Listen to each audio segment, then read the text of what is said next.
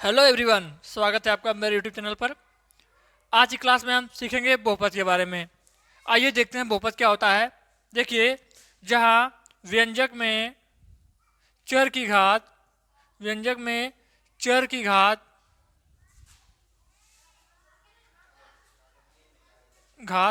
धनात्मक होनी चाहिए और क्या होनी चाहिए, पूर्णांक होनी चाहिए। धनात्मक और पूर्णांक पूर्णांक ठीक है। किसी भी व्यंजक के बहुपद होने के लिए क्या होना चाहिए, वो व्यंजक क्या हो, धनात्मक हो और पूर्णांक हो। क्या, चर की घात, ठीक है। धनात्मक और पूर्णांक दोनों, धनात्मक भी होना चाहिए और पूर्णांक भी होना चाहिए। ऐसा नहीं है अगर वो धनात्मक है और पूर्णांक नहीं है, इसका मतलब वह बहुपद नहीं है, बहुपद नहीं है, ठीक है। अगर वो पूर्णांक नहीं, धनात्मक नहीं है और पूर्णांक है तो भी बहुपद नहीं है, ठीक है। वो तभी बहुपद कहलाएगा जब वो धनात्मक भी हो और पूर्णांक भी हो। क्या, चर की घात, ठीक। आइए देखते हैं किस प्रकार से।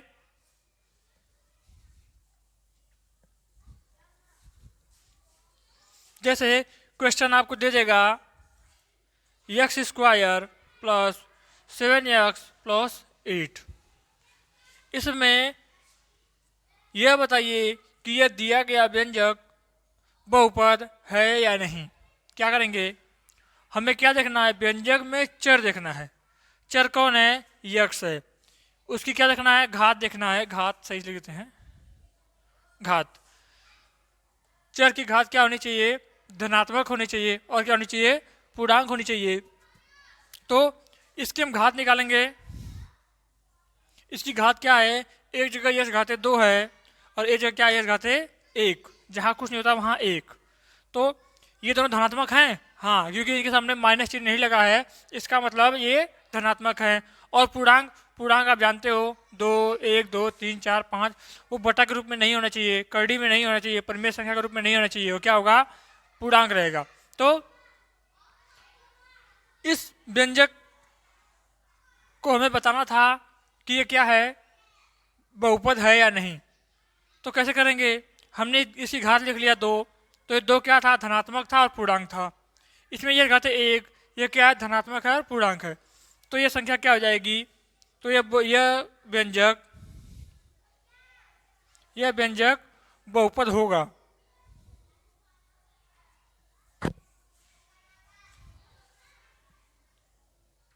अतः हम उत्तर लिख देंगे। क्या लिखेंगे उत्तर, यह व्यंजक बहुपद है। यह व्यंजक क्या है, बहुपद है। क्यों, क्योंकि हमने इसकी घात देखी। घात क्या थी, धनात्मक थी और ज्ञात क्या थी, पूर्णांक थी। अगला क्वेश्चन देखते हैं। अगर इसी तरह दूसरा क्वेश्चन दे दे, करड़ी में 2 X square plus Y plus Z, तो क्या यह बहुपद है। तो हम बताएंगे हाँ, यह बहुपद है। कैसे, कैसे, क्योंकि चर कौन है, यक्स है। चर कौन है, वाई है। चर कौन है, जेड है, ठीक है। अब इनकी घात कितनी है, इसकी घात 2 है, इसकी घात 1 है, इसकी घात 1 है। पूर्णांक है, पूर्णांक है ना, 2, 1, 1।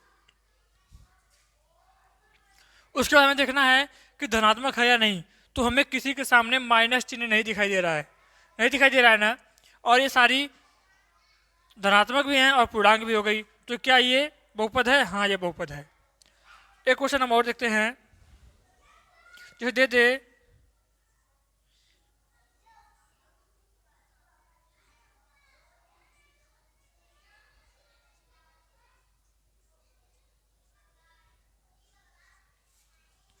क्या यह दिया गया व्यंजक बहुपद है, तो हम लिख देंगे, क्या लिखेंगे बताओ।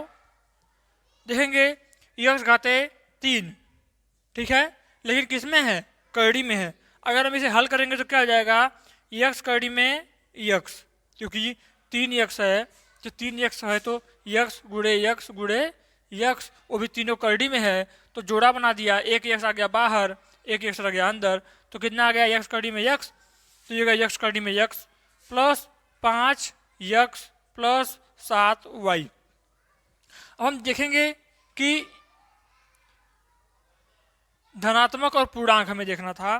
क्या करेंगे, x घाते x गुड़े x घाते 1 के बट्टा के 2, इसको लिख सकते हैं प्लस 5x प्लस y। अब बताओ ये 1/2 पूर्णांक है? नहीं है। तो क्या हो गया, हमें क्या क्या चाहिए था, पूर्णांक चाहिए था, और क्या चाहिए था, धनात्मक चाहिए था। तो ये पूर्णांक नहीं है और ये धनात्मक तो है, सारी घातें धनात्मक, इसी का धनात्मक है, ये भी धनात्मक है, ये भी धनात्मक है, लेकिन पूर्णांक नहीं है। तो क्या होगा, यह बहुपद नहीं होगा, यह बहुपद नहीं होगा। अब ये मिटा के कुछ और क्वेश्चन देखते हैं, इसे मैं मिटाता हूं। ठीक है, इतना समझ में आ गया होगा आपको।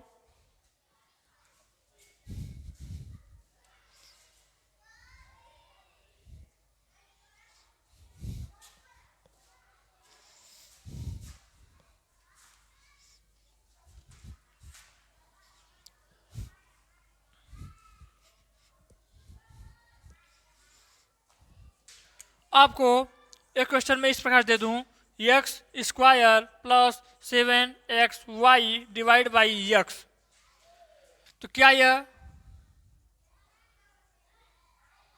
बहुपद है? क्या यह व्यंजक बहुपद है? पहला क्वेश्चन इस तरह से आएगा। दूसरा आएगा 7x 7x/x स्क्वायर या x क्यूब, तो क्या यह बहुपद है? कैसे हल करेंगे हम? ठीक है, इसे मिटाते हैं हम, इसका कोई मतलब नहीं है। क्या करेंगे, हम इसमें से कॉमन करेंगे, x कॉमन कर लिया, यहाँ कितना बच गया, x प्लस 7y बच जाएगा। इसमें से हमने x निकाला तो बच गया x, इसमें से x निकाला तो बच गया 7y डिवाइड बाई x। क्या करेंगे, x से x कैंसिल, कितना आ गया, x प्लस 7y। अब बताओ, घात धनात्मक है, इसी घात 1 इसी घात 1 दोनों धनात्मक है, पूर्णांक भी है, एक एक पूर्णांक है, तो क्या हो जाएगा, ये बहुपद रहेगा। ठीक, दूसरा सवाल देखते हैं। इस तरह से अगर हो तो 7x divide by x multiply x, हमने क्या किया, इसको गुणनखंड के रूप में तोड़ दिया आपके समझने के लिए। x से हमने x को कैंसिल कर दिया, कितना आ गया, 7/x स्क्वायर। अब इस x स्क्वायर को हम ऊपर लेके जाएंगे तो क्या होगा, 7x घाते -2 आ जाएगा। ये हमारा सवाल था, इसको हमने परिवर्तित किया, x हमें ऊपर दिखाई दिया, x हमें नीचे दिखाई दिया, हमने x को कैंसिल कर दिया, नीचे बच गया x स्क्वायर, 7 के बटा x स्क्वायर, x चला गया ऊपर तो हो गया x घाते -2। अब -2 हो गया तो पूर्णांक तो है 2, अगर आएगा तो 2 पूर्णांक तो है लेकिन धनात्मक नहीं है। इसी घात कितनी आ गई, -2, -2 घात आ गई ना। पहले हम घात देखेंगे, घात क्या होनी चाहिए, -2, -2 आ गई घात, लेकिन वो क्या होनी चाहिए, धनात्मक होनी चाहिए, धनात्मक तो है नहीं, ऋणात्मक आ गई, इसलिए क्या हो गया, ये बहुपद नहीं है। समझ में आ गया आपको? अभी मैं एक क्वेश्चन और देता हूं।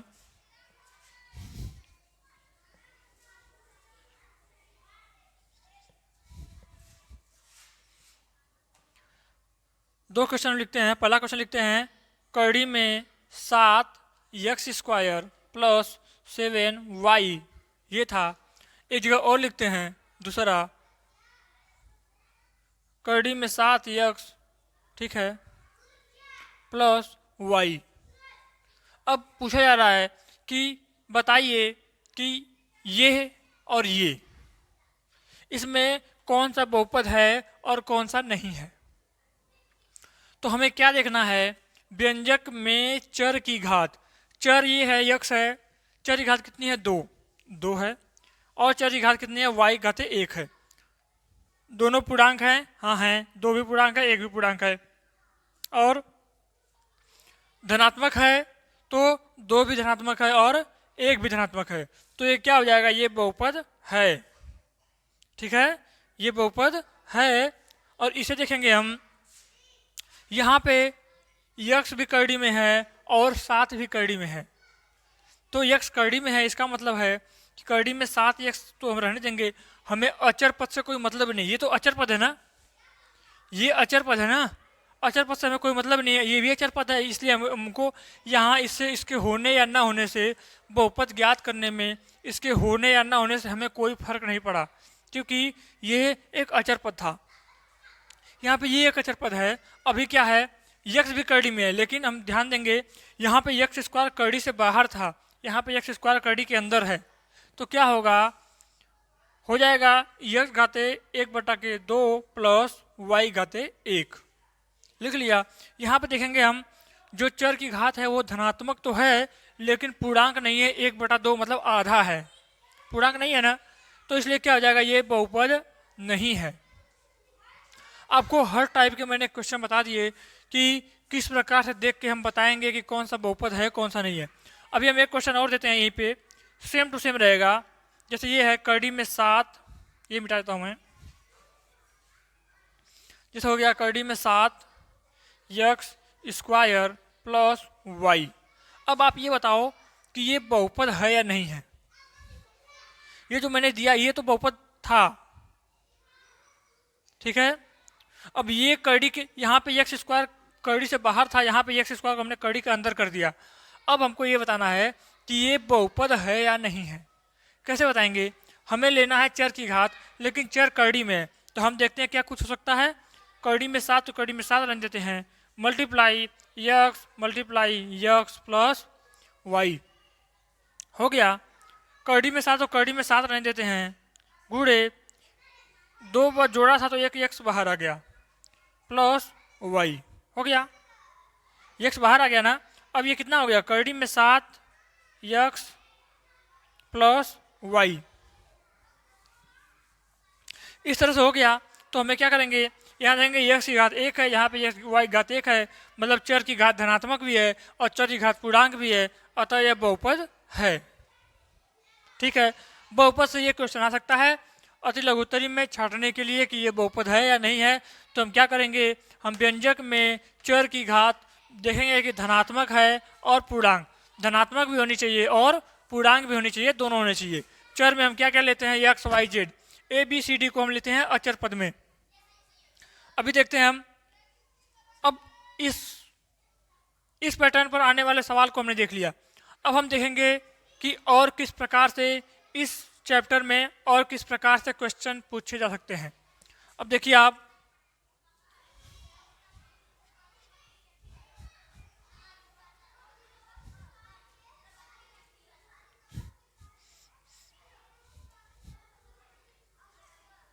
इस चैप्टर में अगला क्वेश्चन पूछा जाएगा कि बहुपद की घात बताइए, घात, बहुपद की घात बताइए।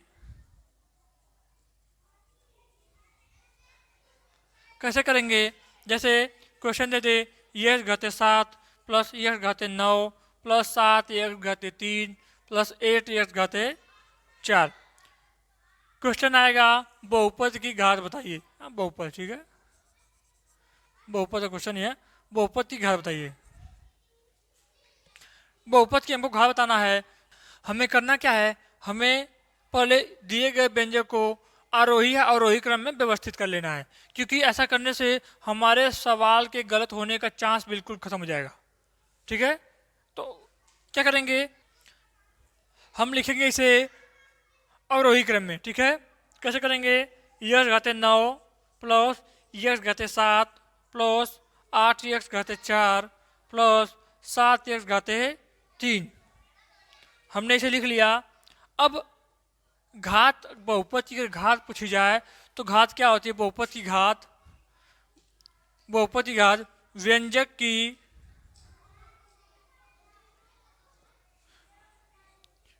की चर की सबसे बड़ी घात, सबसे बड़ी घात बहुपद की घात कहलाती है। बहुपद की घात कहलाती है।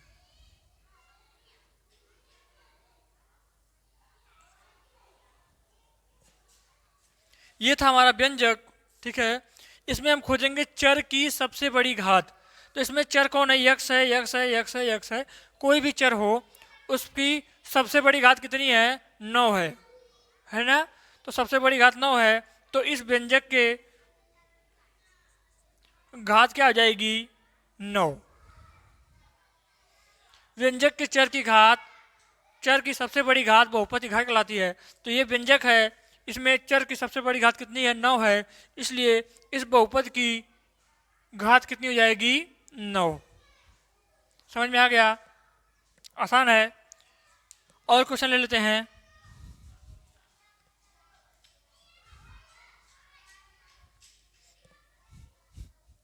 जैसे 7x² plus 8x3y plus 9y4x3 हो गया। हमें बताना है इस व्यंजक या इस बहुपद में चर की घात क्या है। तो यहाँ पे 2 दिख रहा है, 1, 2 और 1, 3 और 1, 4 और 3। तो कितनी हो जाएगी किसकी घात? कितनी घात है?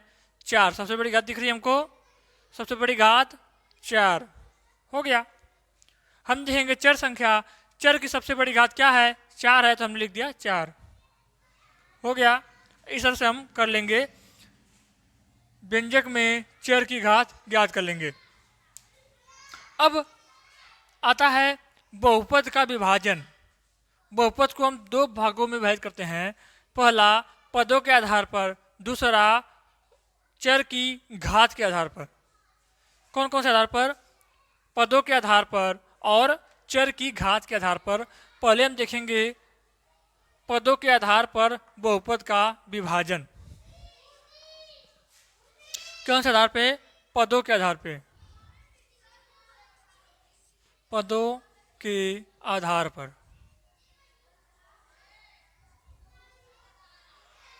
पदों के आधार पर बहुपद का विभाजन देखेंगे। शून्य बहुपद, ठीक है। दूसरा अचर बहुपद, अचर। तीसरा एक पदी। चौथा द्विपदी। पांचवा त्रिपदी। ठीक है। देखो, पदों के आधार पर हम बहुपद को इसी तरह से जितने पद रहेंगे उस हिसाब से हमने बांट दिया। अब इसे त्रिपदी के बाद अगर 4 पद आते हैं तो हम 4 लिख देंगे, 5 पद आते हैं 5 लिख देंगे, 6 पद आते हैं 6 लिख देंगे। जब बहुपद को हल करने पर उसका मान कितना आ जाए? 0 आ जाए। शून्य आ जाए तो इसे हम बोलेंगे शून्य बहुपद, शून्यपद बहुपद। उसमें कुछ रहेगा ही नहीं, कटे खत्म हो जाएगा सब कुछ। अचर पद, अचर पद बहुपद क्या होता है? जैसे आ गया 7, 8, 9, 10, जो भी अगर अचर संख्या आ जाए उसके साथ कोई भी चर संख्या आए ही ना, ठीक है, वो एक पद में ही रहेगा, लेकिन उसके साथ कोई चर संख्या रहेगी नहीं। एक अचर पद है, इसके साथ कोई चर संख्या लगी हुई नहीं है, इसका मतलब है कि ये एक अचर पद बहुपद है। ठीक है। एक पदी बहुपद में क्या होता है? जैसे आ गया 7x, ठीक है, इसमें केवल एक पद है, वो है 7x, 8y, 9y, 10y, ठीक है। केवल x आ जाए तो वो क्या हो जाएगा? एक पदी बहुपद। उसमें चर संख्या होना आवश्यक है। अचर संख्या नहीं भी रहेगा तो भी चलेगा। अगर इसकी जगह यक्स आ गया तो इसका मतलब ये भी एक पदी बहुपद है। आपको समझ में आया होगा कि चर का होना जरूरी है, अचर का होना या ना होना कोई जरूरी नहीं है। यक्स रहेगा तब भी ये एक पदी बहुपद है, 8 के साथ लग गया तो भी ये एक पदी बहुपद है। अब द्विपदी बहुपद में क्या होता है? जैसे 8x प्लस 3, क्या क्या इसमें 2 पद है, एक पद ये हो गया, उसके बाद कोई चिन्ह आ जाए, प्लस या माइनस का एक चिन्ह आ जाए, उसके बाद एक पद और आ जाए, तो कितना हो गया? 2 पद। ये कौन सा व्यंजक हो गया? 2 पदी बहुपद। इसके बाद 3 पदी, जैसे 8x² प्लस 7x प्लस 3, ये आ गया। तो ये क्या हो गया? त्रिपदी बहुपद। अगर इसके बाद आप चतुर्थ पद कर लेना चाहते हो तो 4 पद में क्या करोगे? 8x घाते 3 plus 8x square plus 8x plus 8 ले लिया आपने। ये कितना हो गया, चार पदी बहुपद हो गया। इसमें कितने पद हैं, 1 2 3 4, चार पद हो गए। तो इस तरह से पदों के आधार पर बहुपद का विभाजन हो गया। अब हम किसके आधार पर करेंगे, चर की घात के आधार पर। चर की घात के आधार पर किस प्रकार करेंगे, ये आपको समझ में आ गया होगा। शून्य बहुपद जिसमें बहुपद का मान शून्य हो जाए उसे बोलेंगे शून्य पदी बहुपद। उसमें कोई मान नहीं आएगा, ना 7x आएगा, ना एक भी अचर संख्या आएगी, ना अचर संख्या आएगी, केवल उसका मान हो जाएगा 0, तो उसे बोलेंगे शून्य पदी बहुपद। अगर बहुपद में केवल एक अचर संख्या आ जाए, चर संख्या ना आए, तो उसे बोलेंगे अचर पद बहुपद। ठीक, एक पदी बहुपद में क्या होगा, केवल एक पद आ जाएगा। एक पद का मतलब एक अचर संख्या होनी आवश्यक, एक चर संख्या होनी आवश्यक है। अचर संख्या भी उसके साथ में हो सकती है या नहीं भी हो सकती है, उससे कोई फर्क नहीं पड़ता। जैसे x आ गया तो भी ये एक पदी बहुपद है, y आ गया वो भी एक पदी बहुपद है, 7x आ गया वो भी एक पदी बहुपद है, और 8x आ गया, 8y आ गया, 9x आ गया, 9y आ गया। कोई भी आ जाए, एक चर संख्या आ जाए उसके साथ अचर संख्या आ जाए तो भी अच्छा है, नहीं आए तो भी कोई बात नहीं, ये एक पदी बहुपद में आता है।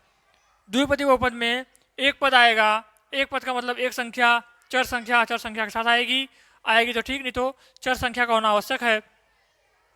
एक पद, उसके बाद प्लस या माइनस का चिन्ह, उसके बाद एक और संख्या, वो चर हो सकती है या अचर हो सकती है। ठीक है, तो ये दो पद हो गए। उसके बाद तीन पद, इसमें तीन पद थे, एक पद, दो पद, तीन पद। प्लस या माइनस से हम पद का विभाजन करते हैं। जैसे हमें बस ये विभाजन जो होगा एक पदी, दो पदी, त्रिपदी, ये किस हिसाब से होगा, ये प्लस या माइनस, माइनस या प्लस। ठीक है, गुणा या भाग के हिसाब से नहीं करते हम। जैसे लिख दिया 7x डिवाइड बाई 7, तो ये दो पद नहीं गिने जाएंगे, ये एक ही पद रहेगा, क्योंकि ये हमने क्योंकि मल्टीप्लाई और डिवाइड को हम मल्टीप्लाई और डिवाइड से हम एक पदी, द्विपदी, त्रिपदी में हम नहीं बांट सकते। ठीक है, हम बांट सकते हैं केवल किसके हिसाब से, प्लस या माइनस लगा के। व्यंजक को एक पदी, दो पदी और त्रिपदी में हम बांट देते हैं। आइए देखते हैं अब हम, ये आपको समझ में आ गया होगा। अब हम देखेंगे चर की घात के आधार पर।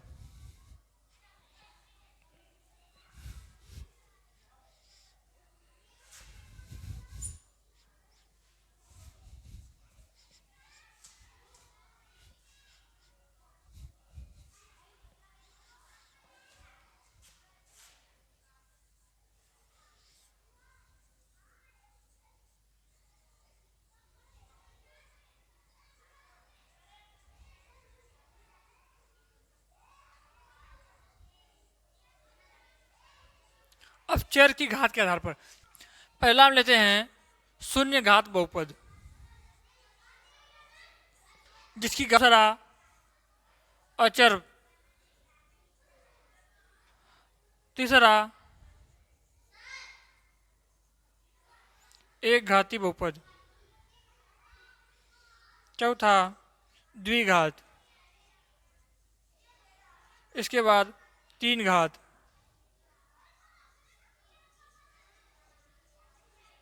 त्रिघात, फिर चतुर्थ घात, पांच घात, छह घात। जिस तरह से घात बढ़ता जाएगा उस प्रकार का बहुपद वो कहलाएगा। तो इसमें क्या होगा, इसमें पद की संख्या कुछ भी हो सकती है, पद की संख्या निश्चित नहीं है, दो भी हो, तीन भी हो, चार भी हो, लेकिन क्या होगा, उसकी जो मैक्सिमम घात होगी वो कितनी होगी। अगर दो घात रहेगी तो उसे द्विघात बोलेंगे, तीन घात रहेगी तो तीन घात बोलेंगे, एक घात रहेगी तो एक घात बोलेंगे। उसमें अगर चर संख्या हो, केवल चर संख्या अचर संख्या के साथ लगी हो, उसकी कोई घात ना हो, तो वहां पे हम एक मान लेते हैं, तो वो क्या होगा, एक घात रहेगा। लेकिन अगर चर संख्या हो ही ना, ठीक है, तो क्या होगा, देखो शून्य घात, अभी आपको पता शून्य घात बहुपद क्या होता है। शून्य घात बहुपद, ये क्वेश्चन बहुत ही महत्वपूर्ण है। ये पूछा जाता है कि शून्य घात बहुपद को परिभाषित कीजिए, तो ये है अपरिभाषित है।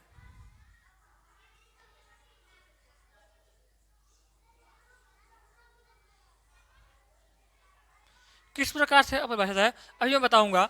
अगर देखो अचर पद है, अचर, ठीक है, अचर घात है। घात क्या है, अचर है। जैसे केवल एक अचर आ जाए, जैसे 7 आ गया, अगर 7 आ गया, अगर इसको हमको बोला जाए कि इसकी घात बताइए तो हम क्या लिख सकते हैं, 7 लिख सकते हैं। एक्स वाई जेड में कोई एक चर लिख दो, उसकी घात लिख दो 0। तो आप जानते हैं कि कोई भी संख्या हो, 7 हो, 8 हो, 100 हो, 1000 हो, 999 हो, अगर इसके साथ हम कोई चर संख्या ले लें, इसे घाते 0 कर दें, y घाते 0, z घाते 0, s घाते 0, y घाते 0, तो क्या हो जाएगा, इसका मान हो जाएगा 7, इसका मान हो जाएगा 8, इसका मान हो जाएगा 100, इसका मान हो जाएगा 1000, इसका मान हो जाएगा 999।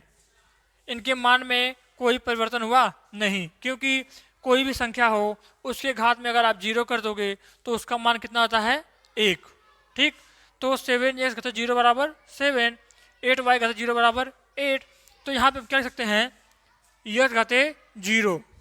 ठीक है, ये क्या हो गया, अचर पद हो गया।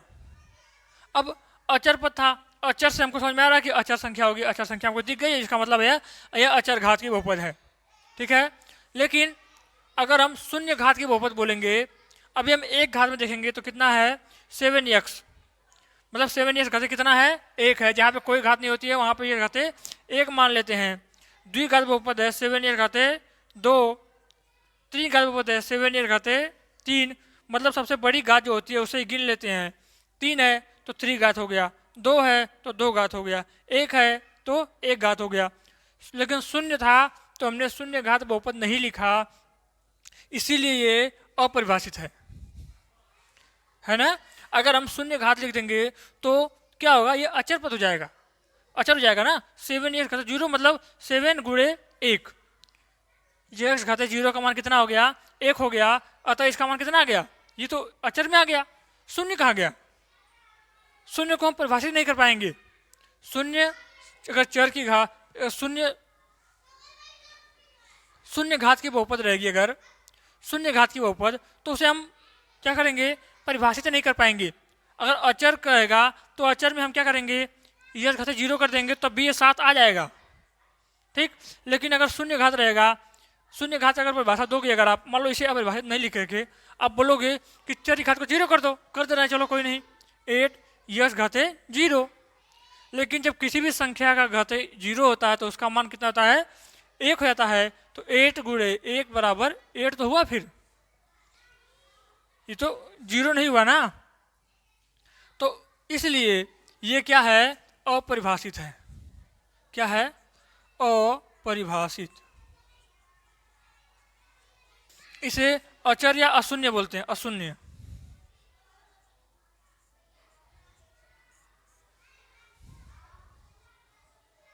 ठीक है, अचर या अशून्य बोलते हैं। इसमें चर की घात कितनी होती है, 0, इसमें चर की घात 1, इसमें 2, इसमें 3, और ये अपरिभाषित रहती है। इस प्रकार से आज की क्लास हम यहीं समाप्त करते हैं। बहुपद में और भी ढेर सारे क्वेश्चन आते हैं, हम उन्हें नेक्स्ट क्लास में समझेंगे। तब तक के लिए गुड बाय। यदि आप हमारे चैनल पर नए हैं तो हमारे चैनल को लाइक कीजिए, सब्सक्राइब कीजिए और शेयर कीजिए। हम आपके लिए और भी अच्छी अच्छी क्लासें लाएंगे। Thank you.